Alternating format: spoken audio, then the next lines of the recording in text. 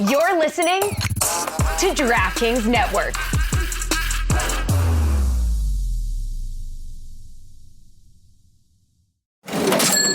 You know that sound. It's the sound of money hitting your Venmo account, a friend paying you back, or maybe it's getting cash back from your favorite business when you pay with the Venmo debit card, or it's realizing you can pay with Venmo at checkout at thousands of brands. Now, there are so many more ways to answer the question, what's your Venmo? Download Venmo today. The Venmo MasterCard is issued by the Bancorp Bank N.A. pursuant to license by MasterCard International Incorporated. Dosh cashback terms apply. Cody had to leave for belly button surgery, Juju. Yes, sir. Rest in peace, the belly button. Right? It had a good run. An epic run.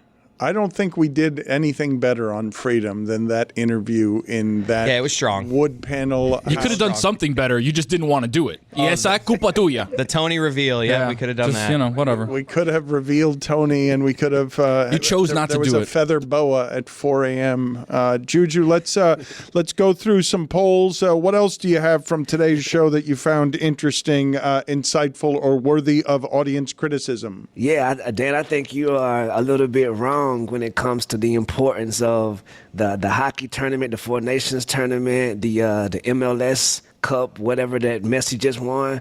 I think that we give it a bad name and we piled on a little bit too much, you feel me? Because, like, at some point, everything was just made up. You dig it? Like, it's just some of these things were made up hundreds of years ago, so we consider them normal now. But at some point, the Dan Le Batard show was a made-up thing.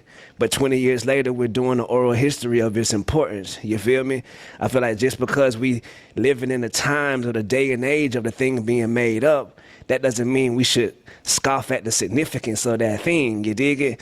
I think instead of scoffing at the creators of shit like the in-season tournament and the MLS Cups or whatever, we should just salute them folks for daring to create, because they're the real innovators, you dig? So we should stop chastising and get our ass out here and create something ourselves, you dig? Fair enough. I am more, it sounds like, than a little bit wrong, except for the NBA Cup. That's where I draw. That's where I draw the line. The NBA Cup is a made-up thing, and it's going to stay a made-up thing. Cup, no.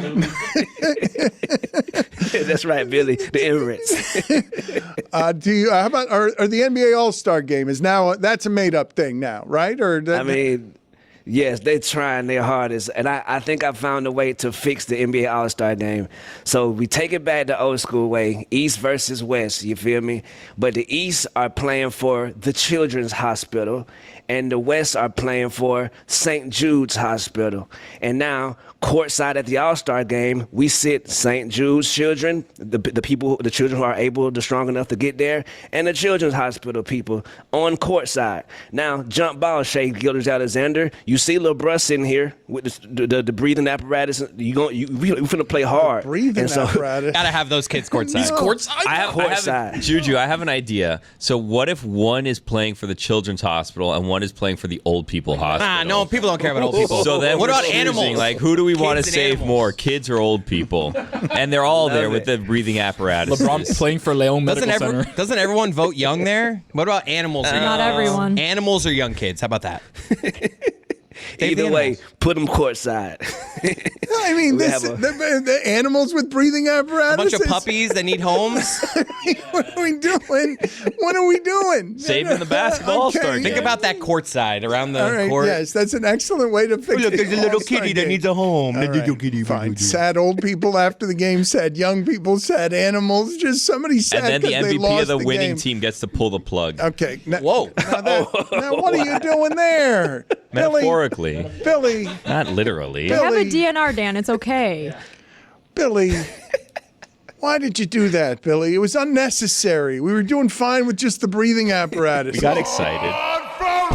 All right. Also, I think Chris Cote asked a question earlier. What is the Cadillac of cars these days? And I think it's the Honda Accord.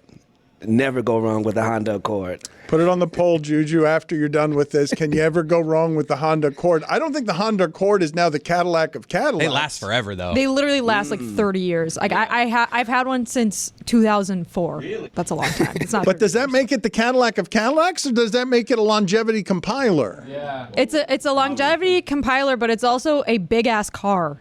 The trunk in that thing is huge. A Honda Accord is Cal Ripken. Put it on the poll. Yeah. Is the Honda Accord Cal Ripken Jr. Always at be there. Batard Show? What do you have for us in terms of criticism on today's show, observations on today's show, Juju? Today's show was good. Like I said, I think we just dove into the creators a little. We give the creators a bad rap. You know, they trying their best. Jennifer, you dig it? I do think that the foul play show from Anthony Davis, you can't come after Ashton Kutcher's Punk and have mid pranks. You feel me? They pranked Jared Vanderbilt by thinking he killed some goats. It's like, okay, like what's the real prank? The best prank was the Mookie Betts reverse prank on Anthony Davis, which he thought he ruined Mookie Betts' wrist before the playoffs. That was a good prank. But even my sister Cameron Brink, her prank on what's Buddy from the Clippers, now the Hawks. The pranks are a little bit mid. Maybe they'll get better as the season progresses. That's as critical as Juju's ever going to be about something. How about the Greg Cote pilot? How are you feeling about Greg Cote's feelings that he could be an actor and be the star of a movie? He is delusional. Your father, Chris, I don't understand. Like, your father's crazy. We are now just entertaining the ramblings of a loon. That's right.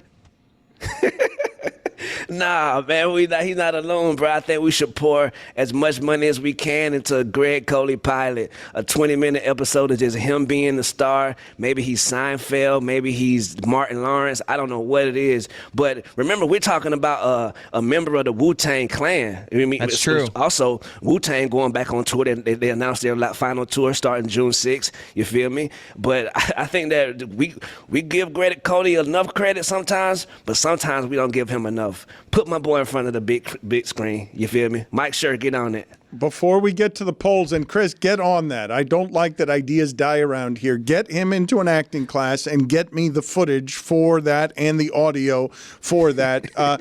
Any thoughts before we get to the polls on the Wu-Tang tour? Man, I think everybody should, if you are a lover of hip-hop or if you love, also Run the Jewels is going to be there. I think it's just going to be a historic event. So just tell your kids or whoever, get out there. June 6th, I think it's July 18th. I think everybody should go, man, because that group really started a lot of people, like, careers, like as far as influencing hip-hop. So I think that we should pay homage by getting a ticket. As long as the tickets are negotiable, you feel me? Because, you know, them Taylor Swift tickets get out a little out of hand, and Beyonce salute. But yeah, bro.